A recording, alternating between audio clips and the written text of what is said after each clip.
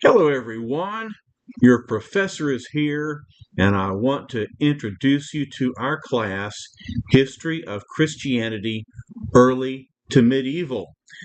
This class will be conducted in the weekend hybrid format, which means that for the most part through the semester, you will be engaging with my video lectures. You will be taking unit exams and submitting your assignments just as if it were an online class. But we have the opportunity to gather together for one special 2-day intensive in late February. And this Prepare Here weekend will be a very special time for us to study together and engage with each other under special circumstances. So let's get started. Let's talk about the requirements and expectations of this class. First of all, my name is Rex Butler, and I am a retired professor of church history. I lived on campus for 17 years, and it was my privilege and blessing to teach church history for our seminary. In the summer of 2024, my wife Margie and I retired. We moved to Tomball, Texas to be close to our grandchildren. And we are very happy and content in retirement, but I'm grateful for the opportunity to stay connected to New Orleans Baptist Seminary as an adjunct professor. You see that I have my email address there and my cell phone number is there so that you can contact me if you need me. And I would prefer that you use my email address to contact me. You may contact me through Canvas if you prefer, but it's easier for me to keep track of our correspondence through my seminary email address. And then again, I've got my cell phone number there if you need an immediate connection. We just have one required textbook, and you will like it. It is written by Justo Gonzalez. It is called The Story of Christianity. It's titled this way because your author writes the history of Christianity as if it were a story, and it's very readable, and I always get good comments on this textbook. It's one of the reasons that I fell in love with church history and chose that discipline to pursue with my life and my efforts. So I hope that you enjoy it as well. We will be looking at Volume 1, The Early Church to the Dawn of the Reformation. Now, there are other editions, and you're welcome to use them if you get access to them. You can even use the Kindle if you like. So there's that one textbook in the course schedule. You can see the reading schedule for that book. There will be additional required reading from primary sources that are available on the internet. So from time to time, I will want you to read some of the writings of the early church fathers to get a flavor of who they were and what they did.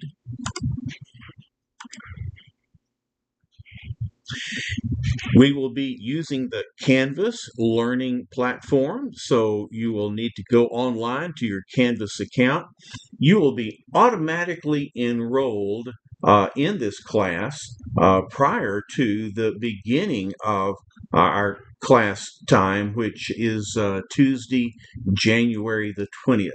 But I believe you will have access to your Canvas account earlier than that, so you can look through what is available to you online. So The Canvas shell is divided up into various modules. Most of them are weekly modules, but at the very beginning, you'll see a welcome module.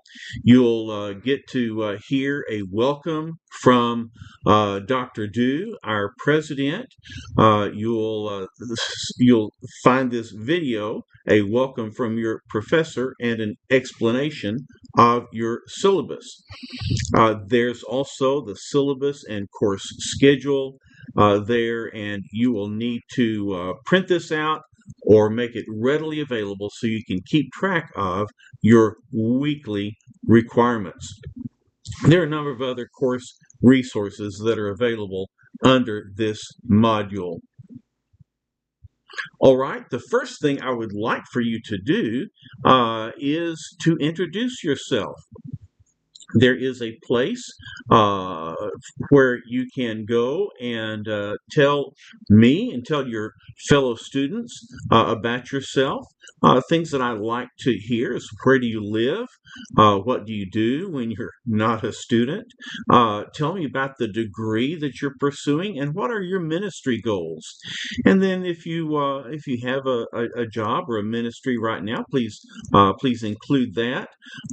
Tell me about your family, and yeah, I love pictures because it helps me to connect with you. If I can see a picture of you, your family, things that you like to do, you'll find that I have led the way with a number of pictures and some information about me and my wife, my family, and my grandchildren. And of course, you want to see pictures of my grandchildren. All right. Course modules are going to be very important. They really are the way that I have organized our class time. And so each week you'll find a to-do list to tell you what to do this week. You'll find my video lectures. There'll be some bonus features along the way, some special videos, some maps, and extra information, so on and so forth. And then what's very important is you'll do your unit exams and weekly reading reports on Canvas. And to help you prepare for your unit exams, I have provided study guides. So look for the course modules and the weekly to-do list, weekly video lectures, and weekly assignments. Now, the unit tests, you'll see there are 6 of them, and you'll see the due dates. At midnight, at the end of each of these test dates, your unit test is due. They're all open, and so you can finish them ahead of time. But after midnight, at the end of the test date, your test will be removed, and you will not be able to take the test. So be sure that you get it done ahead of time. Do not ask me to reopen a unit test. I will not do it. Okay, so mark your calendar for the due dates and be sure that you take your test at the right time. Now, these 6 unit tests, you are to take them closed book, closed note, and open memory. Okay, and so I want to test what you have learned during each unit. Each test is available for 25 minutes. It's a timed test, and it will shut down at the end of the 25 minutes. So when you get close to the end, be sure that you've answered the questions. If you want to review them, take the time to do that, but just be aware that at the 25-minute mark, the test will shut down. Now, listen to me closely, please. The base value for each test is 25 points, but there are actually some extra questions that will enable you to earn extra points. And so these bonus questions can increase the value of each exam. Please note that the word bonus comes from the Latin word for good. And so these questions are for your good. They're not there to trick you. They're not there to make the test harder. They are there to give you more opportunities to earn more points. Now, at the end of the semester, your lowest exam grade will be dropped. And that is for your benefit. In case you forget to take a test, if you have computer problems, if you go out of town to do a revival or a D-Now, or you go to visit your grandmother, okay? If you go out of town and you aren't able to take that test, you don't have to worry about it because the lowest grade will be dropped. Then at the end of the semester, if you have taken the first 5 exams, if you are satisfied with your scores, you can exempt yourself from the 6th test. We'll talk more about that later. All right, every week you need to submit a reading report. Every week you have reading assignments. Most of them will be in Gonzales, but sometimes you'll need to go to the internet to find a particular source that I want you to read.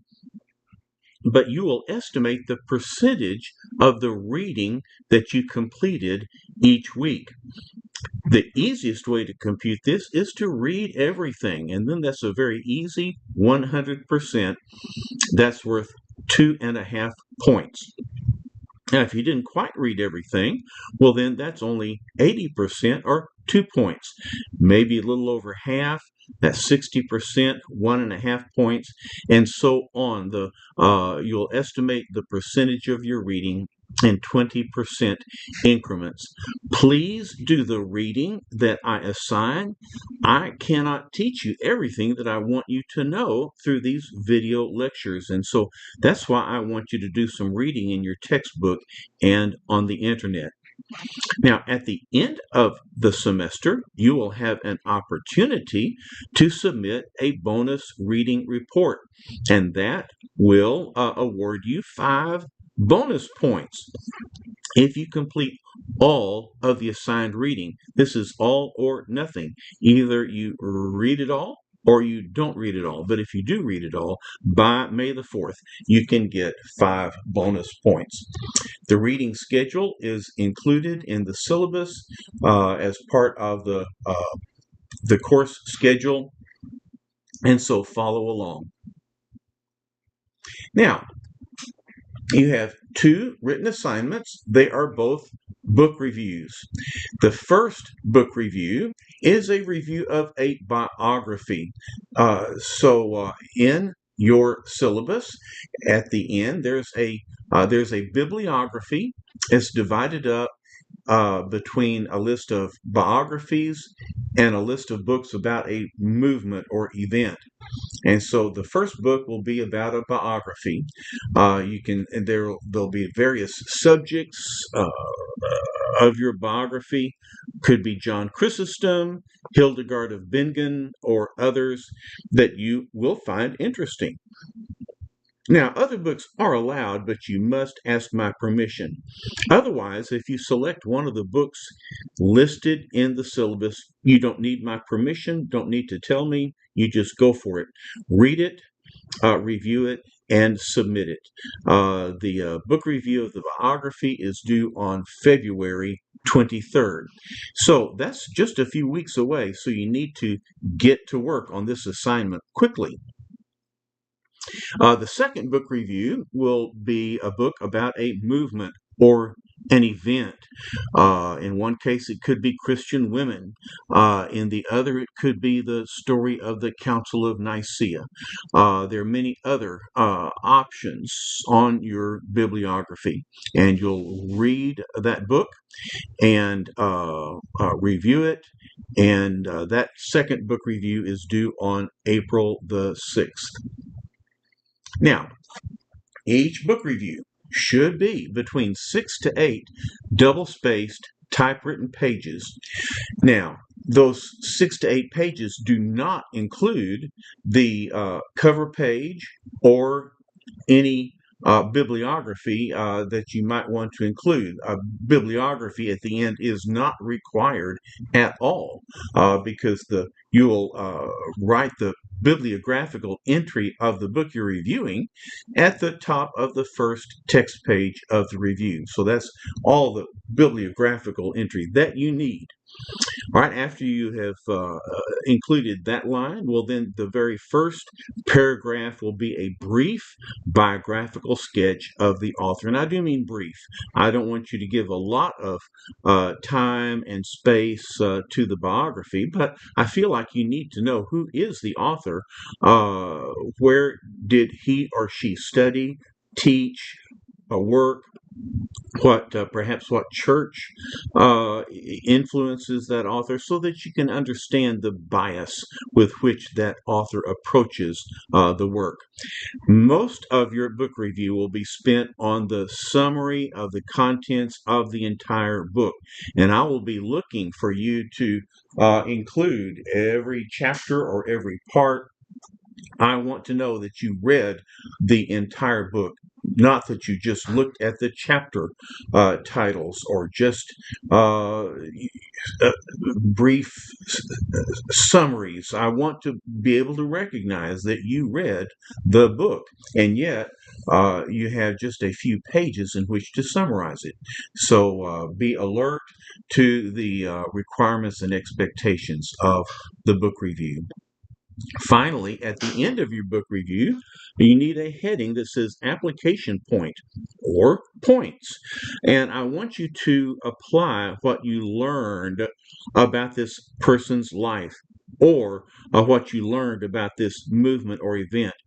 Talk about the impact that this book has on you, your personal life, your ministry.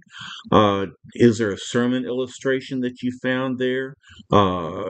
Is there something that you've learned to do or not to do based on what you read in this book? So you include a cover page, but that does not count toward the page requirement. We'll talk more about this as we get closer to the assignment, but these two book reviews are important written assignments for your work. All right, and you have access to Write Stuff, which is the NOBTS Writing Center, and the Writing Center staff will review the paper, work with you to improve it before you submit it. However, if you're going to use Write Stuff, well, then you must finish the paper and give them at least 3 full days before the due date in order to make that resource work for you. Now, I love to talk to you about the Prepare Here Weekend Conference, which is scheduled for February 27 and 28. This is the heart of our course this semester. And the seminary is rolling out the red carpet for our students that are visiting the campus. Besides our time in the classroom together, you will have opportunities to meet the president and other leaders at the seminary, and some activities that will engage you with your fellow students. And we really want this to be a positive experience for you as you come to the campus. Some of you have never been to our campus, and this will be a great opportunity for you. So the conference provides a unique learning experience for the students to gather with your professor, guest teachers, and your fellow students. Now, take note of this. Attendance is mandatory. If you cannot or do not attend that conference on February 27 and 28, you cannot pass this class. So mark it on your calendar and be sure that you reserve those 2 dates for our gathering together. I have 2 guest teachers lined up to speak to you. One of them is Dr. Stefana Lang, professor of divinity at Beeson Divinity School. She'll be talking to you about the Nicene Creed. And you'll be interested to know that because 2025 was the 1700th anniversary of that occasion, she had the opportunity to travel to Nicaea. And even here in America, she's lectured in several different places on the Council of Nicaea and the Nicene Creed. She is a friend of mine, a colleague with the Evangelical Theological Society. I am so proud and pleased that she is willing to connect with us on Friday, February the 27th. She will be engaging with us via a distance technology. Then, my good friend, Dr. Greg Matthias, our very own professor of missions, will be on hand on Saturday to talk to us about the rise of Islam. Dr. Matthias was a missionary for many years in North Africa and the Middle East, and so he has expertise in Islamic studies, and I'm looking forward to hearing him teach us on that topic. Well, I'll be there too, and I'll be talking about what happened to the apostles. I'll be talking about superheroes can't save you, which is an interesting way of talking about heresy and orthodoxy. And finally, I'll talk about understanding our Catholic neighbors and the rise of Catholicism in the medieval era. So, we have a great opportunity during our Prepare Here weekend conference. Again, mark it on your calendar and be sure that you attend. In the aftermath of our weekend conference, you will submit a 3 to 4 page reflection paper on one or more of the topics covered during the conference. The paper is worth 25 points and is due on March the 23rd. All right. Now, it's time for me to put on my ugly face because I've got to talk about some of the expectations that you must meet in order to do well in this class. All right, there are expectations and penalties. I've already mentioned this. The Prepare Here weekend conference attendance is mandatory. All right. Second, the unit tests and reading reports must be submitted by the date of the unit completion, okay, or by the end of the week, okay. After the deadline, unit tests and reading reports will not be reopened, okay, but one unit exam grade will be dropped. Okay, so if you forget, then you can be confident that you're not going to be penalized for one test grade. If you miss a second one, well, you'll just miss those points. Tardiness. I'm very strict about punctuality with your assignments. A late written assignment will be assessed a 10% penalty if it is submitted after the deadline, and a 20% penalty will be assessed after 5 days. The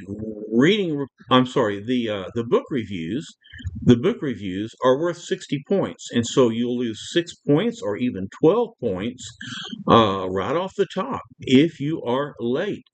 After 1 week, the penalty is severe. So severe, I won't even tell you how bad it is. All right, just get it in on time, and no assignment will be accepted 2 weeks past the deadline. I'm sorry, I just am very insistent that you do your work and submit it on time. Now, these written assignments are required. The 2 book reviews, the reflection paper, they are required. If you neglect to submit any of the written assignments, you will not pass the class, okay? So get them in on time, do your work, and then be aware of plagiarism. A high standard of personal integrity is expected of all students at the seminary.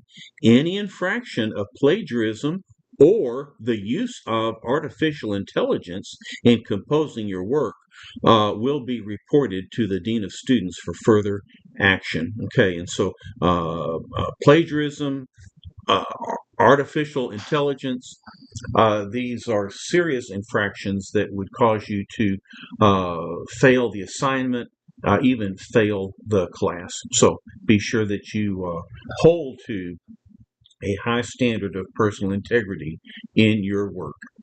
Okay, now it's time for my happy face. All right, so we're going to move on and talk about some of the positive aspects of our class. All right, here are the points and the grading scale. You'll get if you do all of your reading, you'll get 30 points. Your tests, 5 of them will count toward your total grade, and with the base value of 25 points, well, that's 125 points. But remember, you can get 5 bonus points for doing all your reading. You'll get extra bonus points if you answer all the questions. All right, your book reviews are worth 60 points each, and your reflection paper is 25 points. So the total points are 300. So the grading scale is that if you earn between 275 and 300 points, you'll get an A. 255 to 274 is a B. 230 to 254 is a C, and so forth. All right. Now, if you earn less than 180 points, well, you will fail the class. But let me give you some good news. More than half of you will make A's. Of the other half, most of you are going to make B's. There will be a few C's and even a few D's. But if you want to fail my class, you have to work very hard to do it. All right? That means if you don't turn in a paper, if you are tardy, if you miss the Prepare Here weekend, you'll fail the class. But if you do the work, you will do well in my class. All right, I've been teaching now for 18 years, and in every class, every survey class that I have taught, more than half of my students made A's. Okay, so you can do it. Surely you will do an A or a B if you do the work and do it on time, or a C or a D, and you'll pass the class. So do the work, please, and we will have a good time together this semester. All right, there's an emergency plan. We don't like emergencies, but if something happens, then you'll go to the seminary website at nobts.edu. There will be information about the seminary. Check Canvas for instructions related to this class. All right, I hope that I have explained the class to you adequately. Certainly, you can send me an email and ask if you have further questions. All right, so I'm looking forward to teaching you this semester about the history of Christianity in the early church and the medieval era. And here I'm closing with a photo from March of 2013 when I was in attendance for the inauguration of our past Pope Francis. All right, and so what a privilege and an opportunity that was for a church historian to be present when church history was taking place. Of course, by now Pope Francis has passed away, and we have Pope Leo the 14th. We'll talk about these men later on when we talk about the medieval era of the church and the rise of Catholicism. So, very good. Thank you for listening and engaging with me through this explanation of our syllabus. I look forward to hearing from you, getting to know you, and teaching you about my very favorite subject, the history of Christianity. God bless you.